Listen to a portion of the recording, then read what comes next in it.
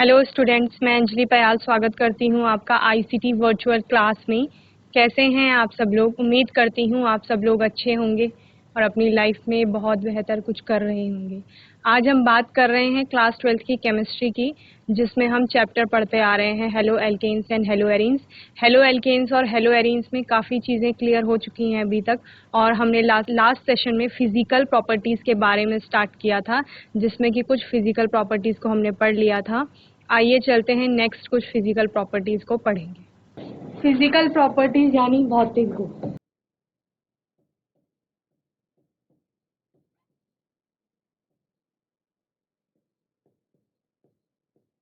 भौतिक गुण किसके? आपके हेलो एल्केन्स के यानी आरएक्स के।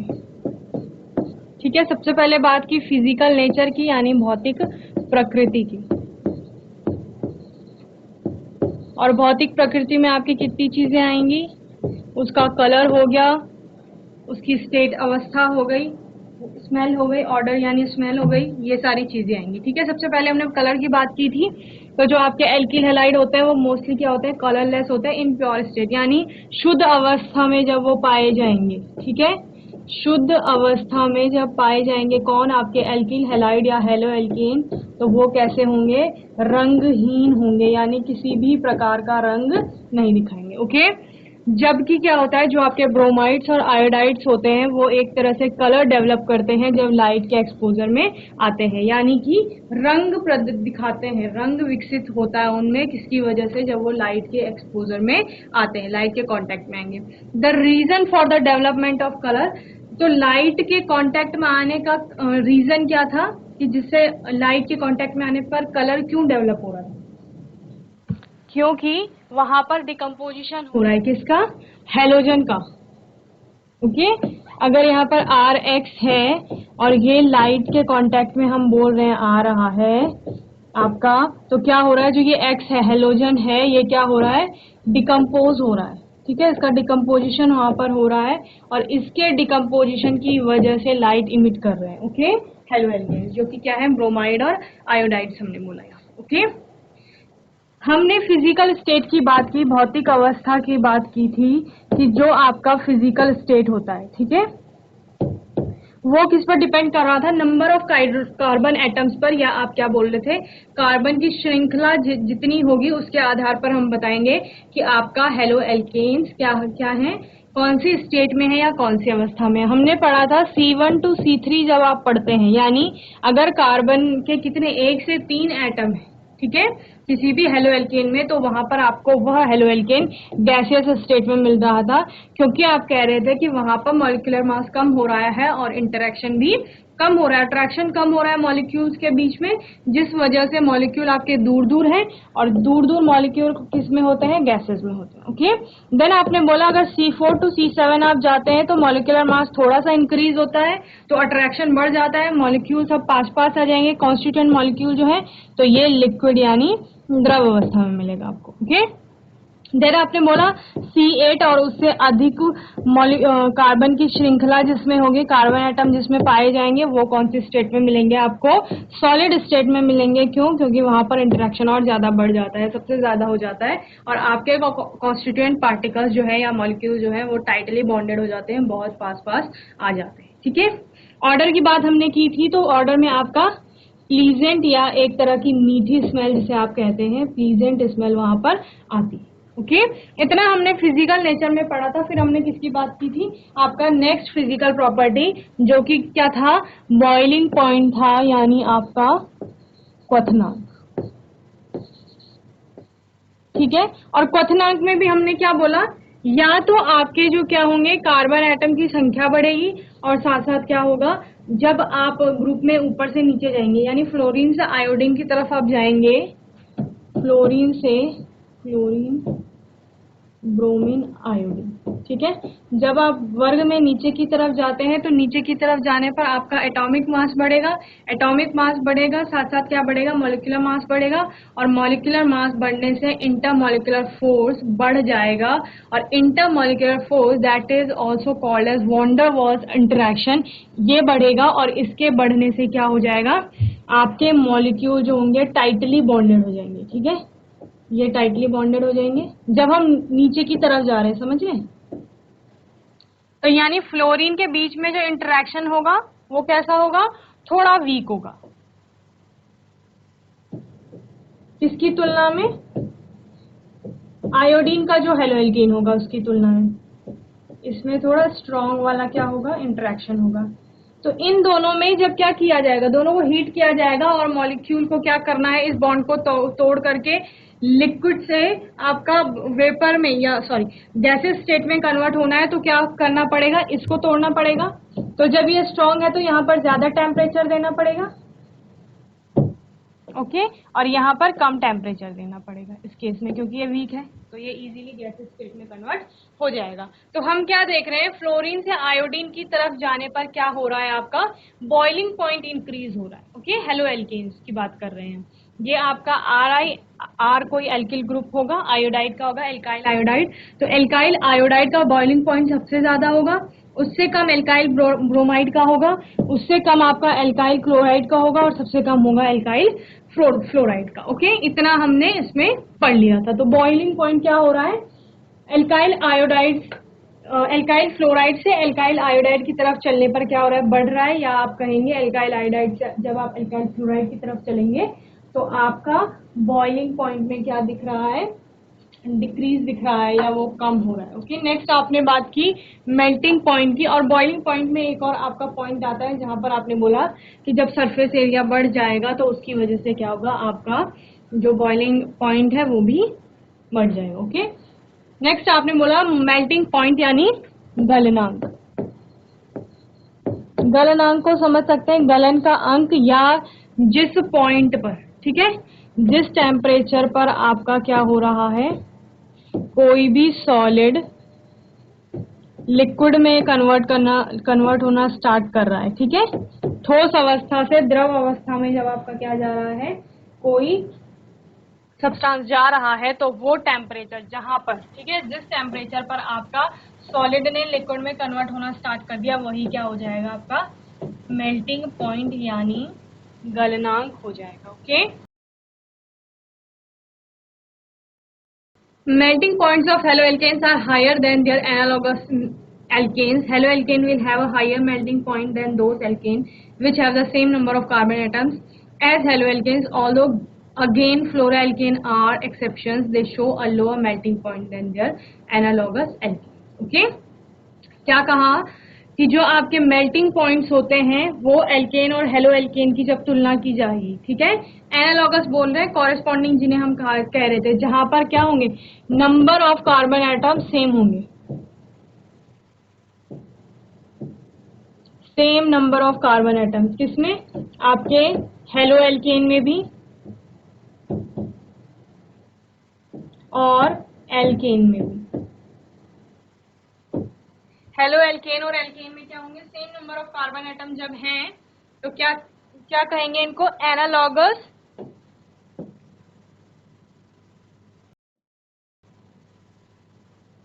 और कॉरेस्पॉन्डिंग कहीं पर आपका वर्ड आएगा।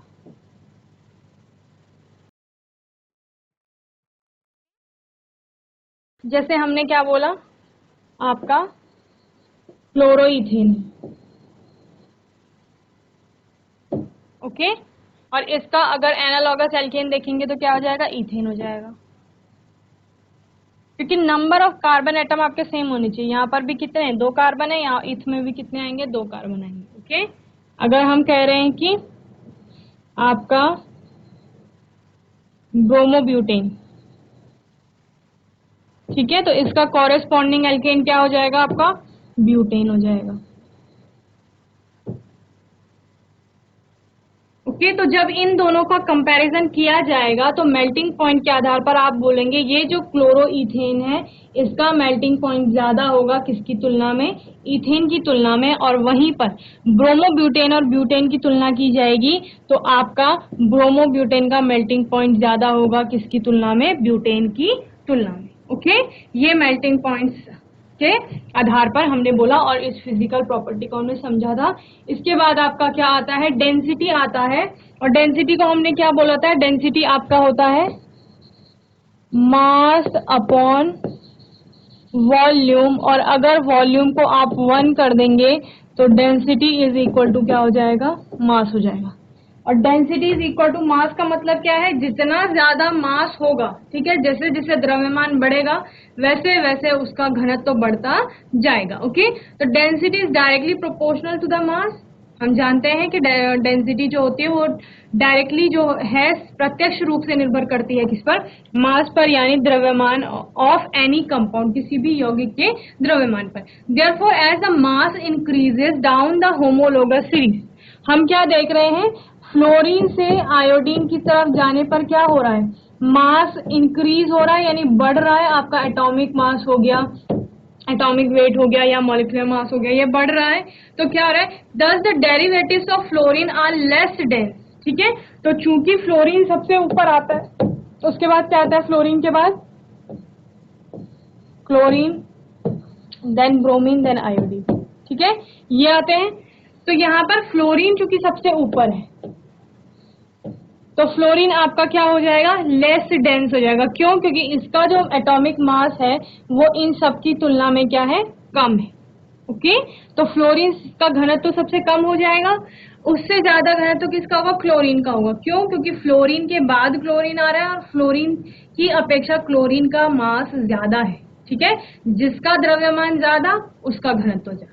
ओके, तो फ्लोरीन का द्रव्यमान इन सब में सबसे कम है, इसीलिए फ्लोरीन क्या है, लेस डेंस है, यानी सबसे कम घनत्व रखता है। Okay, then derivatives of chlorine, क्या बोल रहे हैं, तो क्लोरीन से कम घनत्व है किसका, फ्लोरीन का। क्यों, क्योंकि एटॉमिक मास कम है। And derivatives of chlorine are less dense than derivatives of bromine. तो यही किस पर बता रहा है कि अब अगर क्लोरीन की, फ्लोरीन क्या है, फ्लोरीन के डेरिवेटिव्स की बात कर रहे हैं, तो आपके क्या आ जाएंगे, RF is less dense than RCl, RCl is less dense than RBr, okay, और RBr is less dense than RI। यही होगा। जैसे जैसे क्या कर रहे हैं, एटॉमिक मास बढ़ रहा है, साथ साथ में डेंसिटी भी बढ़ रही है। Okay, Additionally, density increases with the increase in the number of carbon and halogen atom. Furthermore, it depends upon the atomic mass of the halogen atom. ठीक है, तो क्या कह रहे हैं कि एक तो हमने क्या बोला कि जैसे जैसे एटॉमिक मास बढ़ेगा किसका, ये आपके हेलोजन एटम का। ठीक है, क्या बोला, एटॉमिक मास बढ़ेगा किसका, atomic mass of halogen atom. अगर ये इंक्रीज होता है, ठीक है, तो आपका क्या होगा, डेंसिटी भी इंक्रीज होगा,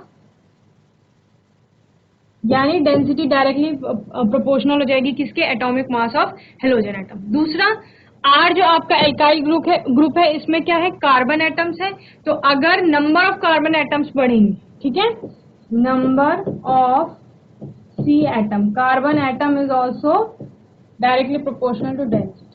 ठीक है, और we can say density is directly proportional to number of carbon atom. Okay, यानी अगर नंबर ऑफ कार्बन एटम बढ़ रहे हैं तो आपकी डेंसिटी भी क्या होगी, बढ़ेगी।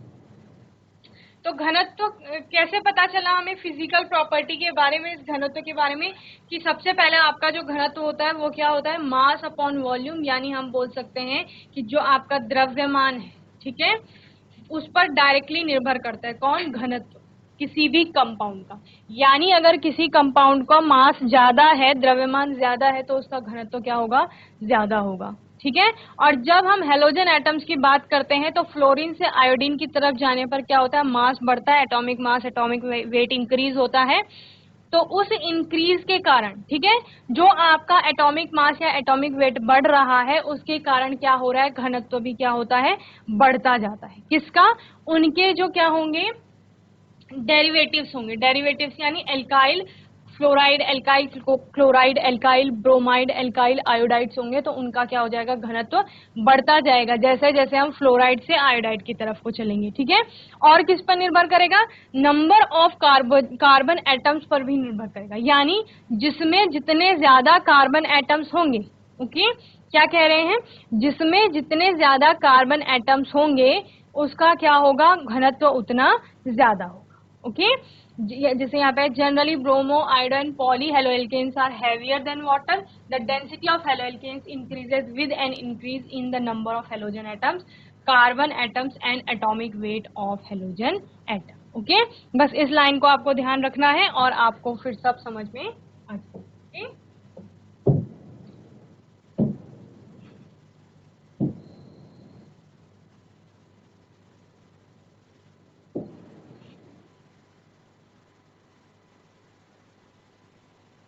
इतना आपको ध्यान रहेगा. The density of halo alkanes increases with an increase in the number of halogen atoms, carbon atoms and atomic weight of halogen atoms. Okay, तो इस लास्ट लाइन को जल्दी से नोट करेंगे, फिर हम नेक्स्ट प्रॉपर्टी देखेंगे.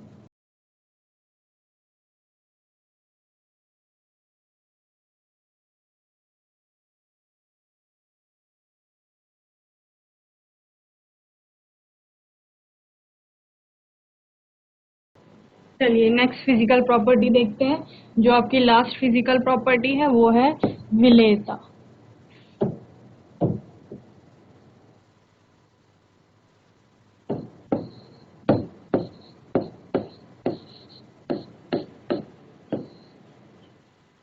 विलेयता यानी solubility. Okay, alkyl halides are slightly soluble in water और we can say insoluble. Okay, क्या होते हैं, बहुत कम मात्रा में विलेय होते हैं या अल्प विलेय जिन्हें बोलते हैं. ठीक है,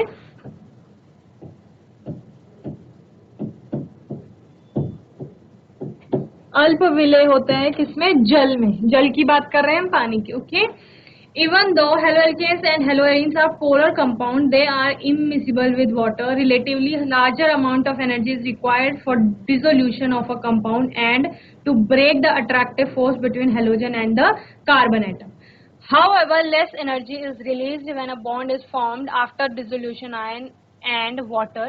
Moreover, the stability of RX bond is very low in comparison to the bond formed in water molecules polarity difference. Okay, तो क्या समझ में आया, आपके पास क्या था, एल्काइल हैलाइड RX. ठीक है, ये RX है आपके पास और इसको किसमें ऐड करना है, आपने H2O में ऐड करना है. इसमें बतानी है आपने इसकी सॉल्युबिलिटी. ठीक है, तो आपने क्या किया, RX को H2O में ऐड कर दिया, RX को पानी में डाल दिया आपने. ठीक है, एल्काइल हैलाइड को. अब क्या कह रहे हैं कि एक तो आपका RX टूटेगा. ठीक है, इसको तोड़ने के लिए एनर्जी चाहिए. दूसरा आपका जो यहाँ पर H2O में OH के बीच में यहाँ पर बॉन्ड होगा, इसको ब्रेक करना है. दो बॉन्ड टूटेंगे आपके. ठीक है, और दोनों ही केस में आपका क्या होता है, बहुत ज्यादा ऊर्जा की आवश्यकता होती है. ठीक है, ऊर्जा की आवश्यकता होगी, एनर्जी चाहिए होती है. आपको पता है किसके लिए, बॉन्ड एंथैल्पी आपने पढ़ा है, बॉन्ड डिसोसिएशन एनर्जी आपने पढ़ा है. ठीक है, तो क्या यहाँ पर एनर्जी चाहिए इन बॉन्ड्स को क्या करने के लिए, तोड़ने के लिए. ओके, दूसरा हम क्या कह रहे हैं कि जितना बॉन्ड एनर्जी चाहिए इनको तोड़ने के लिए, उतना ही बॉन्ड क्या चाहिए, नया बॉन्ड फॉर्म करने के लिए. ठीक है, क्योंकि हमें इन दोनों के बीच में क्या करानी है, एक तरह से रिएक्शन करानी है. जब रिएक्शन होगी तभी क्या होगा, दोनों के बीच में बॉन्ड बनेगा और रिएक्शन होगी, फिर क्या बताएंगे हम कि ये सॉल्युबल है या नहीं. ठीक है, तो क्या कह रहे हैं कि आपका जितना अट्रैक्शन फोर्स पहले R और X के बीच में था, ठीक है, उसको तोड़ने में जितनी एनर्जी चाहिए, उसके बाद जब ये नया बॉन्ड फॉर्म होगा R और OH के बीच में, ये उतना स्ट्रांग नहीं होगा, लेस स्ट्रांग होगा. उतना प्रबल, लेस स्ट्रांग बॉन्ड बनेगा, उतना प्रबल बॉन्ड नहीं बनेगा जैसे कि पहले था. इसीलिए क्या होता है कि आपके जो RX होते हैं, एल्काइल हैलाइड्स होते हैं, वो पानी में जल्दी से घुलते नहीं. ओके,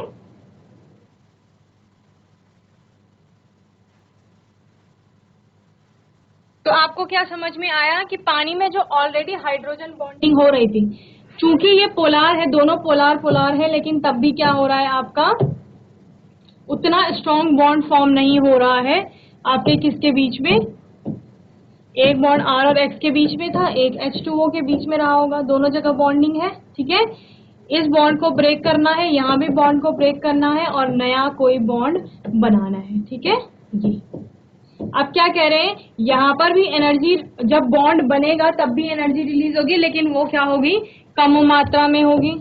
ठीक है। और दूसरा, जो ये बॉन्ड अब नया बॉन्ड बनेगा ये कैसा होगा, प्रबल नहीं होगा।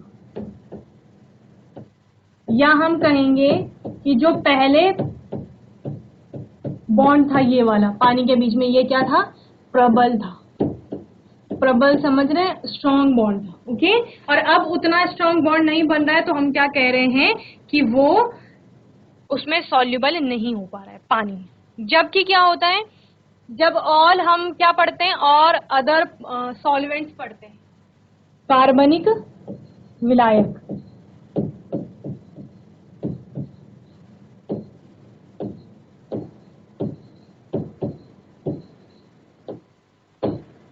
तो बाकी सारे कार्बनिक विलायक में या ऑर्गेनिक सॉल्वेंट में आपका जो क्या होता है, आरएक्स होता है या एल्काइल हैलाइड होता है, हेलो एल्केन होता है, वो क्या हो जाते हैं, विलेय हो जाते हैं या सॉल्युबल हो जाते हैं। ठीक है, तो कितनी चीजें समझ में आई। एक कि आपका जो क्या है, पानी है, पानी में आपके एल्काइल हैलाइड्स या हेलो एल्केन सॉल्युबल नहीं होंगे, बहुत कम मात्रा में सॉल्युबल होंगे। क्यों? क्योंकि वो उतने अच्छे प्रबल हाइड्रोजन बॉन्ड्स नहीं बना पा रहे हैं, ठीक है, पानी में।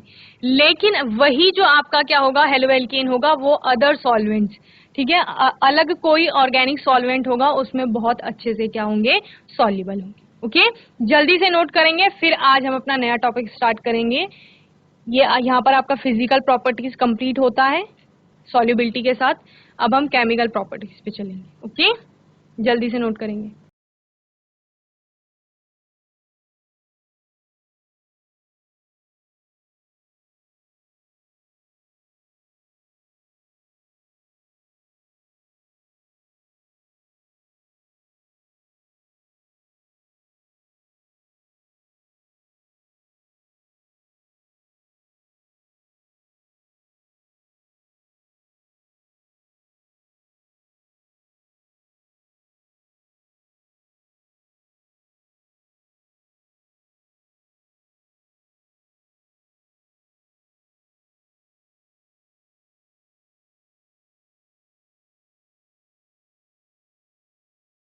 तो अब हम स्टार्ट करेंगे अपना नया टॉपिक, जो कि क्या है, chemical properties of halo alkane. Okay,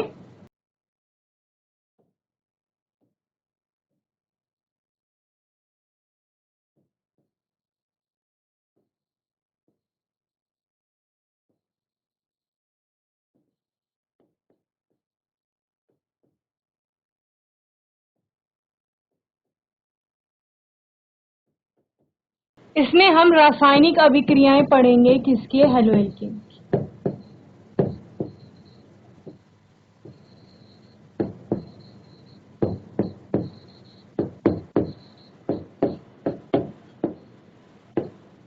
यानी अलग अलग केमिकल कंपाउंड्स के साथ आपका जो हेलो एल्केन होगा वो किस तरह से क्या करेगा, अभिक्रिया करेगा। ठीक है, तो आपके हेलो एल्केन्स की जो अभिक्रियाएं होती हैं वो तीन तरह से होती हैं। एक आपका होता है न्यूक्लियोफिलिक सब्स्टिट्यूशन, तीन तरह की अभिक्रियाएं होंगी। ठीक है, पहला आएगा आपका न्यूक्लियोफिलिक सब्स्टिट्यूशन,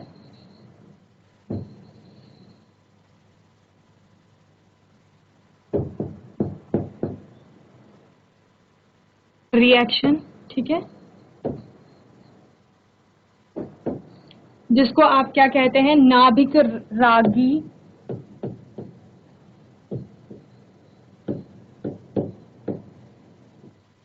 प्रतिस्थापन। सब्स्टिट्यूशन मीन्स प्रतिस्थापन, और रिएक्शन आपका क्या हो जाएगा, अभिक्रिया। ओके, दूसरा आपका क्या होता है, एलिमिनेशन रिएक्शन या निराकरण अभिक्रिया।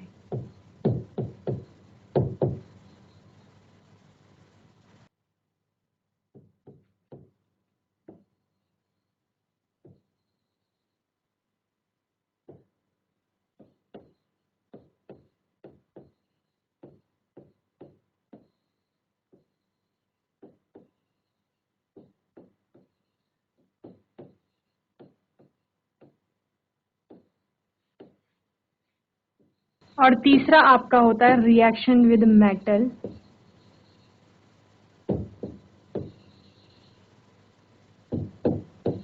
यानी धातु के साथ अभिक्रिया।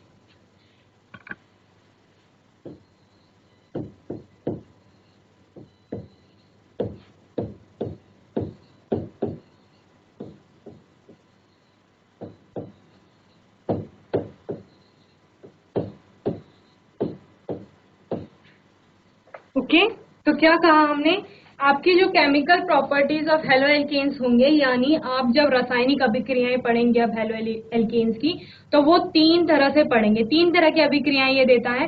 पहला है आपका न्यूक्लियोफिलिक सब्स्टिट्यूशन रिएक्शन, ठीक है, जहां पर आप न्यूक्लियोफाइल का अटैक पढ़ेंगे, किस पर, आपका जो क्या है हेलो एल्केन है उस पर, ठीक है। दूसरा आपका आएगा एलिमिनेशन रिएक्शन, जहां पर प्रतिस्थापन होगा। और तीसरा आपका आएगा रिएक्शन विद मेटल, यानी किसके साथ, धातुओं के साथ किस तरह से आपका हेलो एल्केन अभिक्रिया करेगा। ओके, तो सबसे पहले पढ़ते हैं नाभिक रागी प्रतिस्थापन, या आप जिसे क्या बोल रहे हैं, न्यूक्लियोफिलिक सब्स्टिट्यूशन बोल रहे हैं, ठीक है। तो यहां पर क्या होता है, न्यूक्लियोफाइल क्या होता है आपका, न्यूक्लियोफाइल के बारे में आपने पहले पढ़ा है। न्यूक्लियोफाइल क्या होता है, न्यूक्लियस लविंग, ठीक है। न्यूक्लियस लविंग यानी न्यूक्लियस में क्या होता है आपका, पॉजिटिव चार्ज होता है। न्यूक्लियस लविंग आप बोल रहे हैं से, यानी न्यूक्लियस कैसा हो गया आपका, पॉजिटिवली चार्ज हो गया। और हमें पता है पॉजिटिव को कौन पसंद करता है, जो नेगेटिव होगा अपने आप में। तो आपका जो न्यूक्लियोफाइल होगा वो कैसा होगा,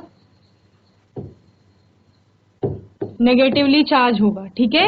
इसीलिए वो क्या है, न्यूक्लियस लविंग है। न्यूक्लियस में आपका प्रोटॉन पाया जाता है, और प्रोटॉन क्या होता है, पॉजिटिवली चार्ज होता है। ओके, तो न्यूक्लियोफाइल आपका नेगेटिव है, तो यानी आप किसी नेगेटिव पार्ट को ऐड कराएंगे, किसमें, RX में। समझ गए, अभिक्रिया किसकी करवा रहे हैं, हेलो एल्केन्स की करा रहे हैं, जो कि क्या है आपका RX है। यहां पर आपने एक न्यूक्लियोफाइल जो कि कैसा है, नेगेटिवली चार्ज है, उसको अटैक करवाना है इस किस पर, हेलो एल्केन पर। ओके, हेलो एल्केन पर आप क्या कराएंगे, न्यूक्लियोफाइल का अटैक कराएंगे। और ये किस तरह से होता है, R आपका क्या हो जाएगा, पॉजिटिव हो जाएगा, और X कैसा हो जाएगा, नेगेटिव। या आप बोलते हैं कि न्यूक्लियोफिलिक सब्स्टिट्यूशन रिएक्शन में आपका एक न्यूक्लियोफाइल ऐड होता है, और एक न्यूक्लियोफाइल क्या होता है, लीव करता है, यानी उस चीज को छोड़ता है। तो लीव क्या करेगा, ये वाला न्यूक्लियोफाइल, तो इसको क्या कहा जाएगा, लीविंग ग्रुप कहा जाएगा।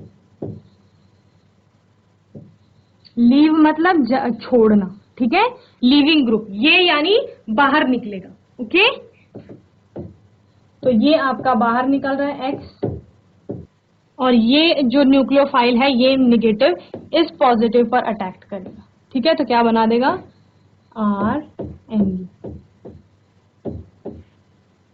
ठीक है। समझ आ गया, क्या कहा कि न्यूक्लियोफिलिक सब्स्टिट्यूशन रिएक्शन में आपका क्या होता है, एक कोई न्यूक्लियोफाइल होगा, न्यूक्लियोफाइल मींस न्यूक्लियस लविंग, और न्यूक्लियस लविंग होता है इसीलिए वो कैसा होगा, नेगेटिवली चार्ज होगा, नेगेटिव चार्ज उस पे होगा। और जब हम RX की हेलो एल्केन या एल्किल हैलाइड की बात करेंगे तो उसमें R एल्काइल पार्ट आपका क्या होता है, पॉजिटिवली चार्ज, और X क्या होता है, निगेटिवली चार्ज होता है, ठीक है। तो यहाँ पर आपका ये निगेटिव इस पॉजिटिव से जुड़ जाएगा, और आपका X क्या हो जाता है, अलग हो जाता है, जिसको हम क्या बोलते हैं, लीविंग ग्रुप, ठीक है। NU क्या है आपका, न्यूक्लियोफाइल है।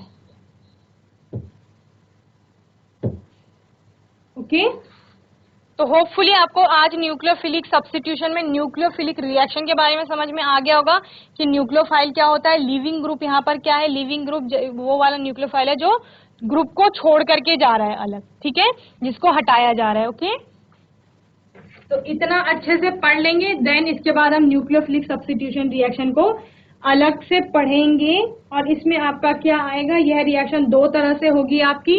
पहला आपका क्या होगा, SN1, और दूसरा आपका होगा SN2 मैकेनिज्म, ठीक है।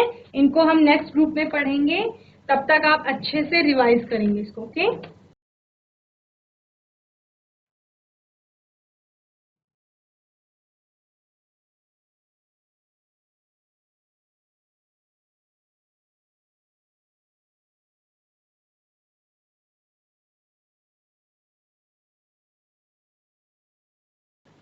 तो बच्चों मैं उम्मीद करती हूँ आज का सेशन आपको अच्छे से समझ में आया होगा, जहाँ पर हमने फिजिकल प्रॉपर्टीज को अपना कंप्लीट किया, जिसमें हमने किसकी बात की, फिजिकल नेचर की बात की, boiling point, melting point, density और सॉल्युबिलिटी की बात की। ओके, तो ये आपको सारी प्रॉपर्टीज अच्छे से समझ में आए होंगे। केमिकल प्रॉपर्टीज हमने आज नया टॉपिक स्टार्ट किया हेलोएल्केन्स का, जिसमें हमने सबसे पहले क्या पढ़ा, न्यूक्लियोफिलिक सब्स्टिट्यूशन रिएक्शन पढ़ा, और क्या पढ़ा कि केमिकल जो प्रॉपर्टीज है उनको 3 तरह से पढ़ेंगे, न्यूक्लियोफिलिक सब्स्टिट्यूशन, आपका एलिमिनेशन और reaction with metals. Okay, nucleophilic substitution reaction में हमने क्या बोला कि आपका जो न्यूक्लियोफाइल होगा वो अटैक करेगा हेलोएल्केन में, और उससे पहले क्या होगा, आपका लिविंग ग्रुप जो होगा हेलोजन वाला नेगेटिव पार्ट वो छोड़ करके जाएगा। ओके, देन हम क्या पढ़ेंगे, इसकी मैकेनिज्म पढ़ेंगे जो 2 तरह से होंगी, SN1 और SN2 से। ओके, तब तक के लिए अगर आपका कोई डाउट्स है, क्वेश्चन है, तो वो आप नेक्स्ट सेशन में पूछ लेंगे। और ICT वर्चुअल क्लास से जुड़ने के लिए धन्यवाद।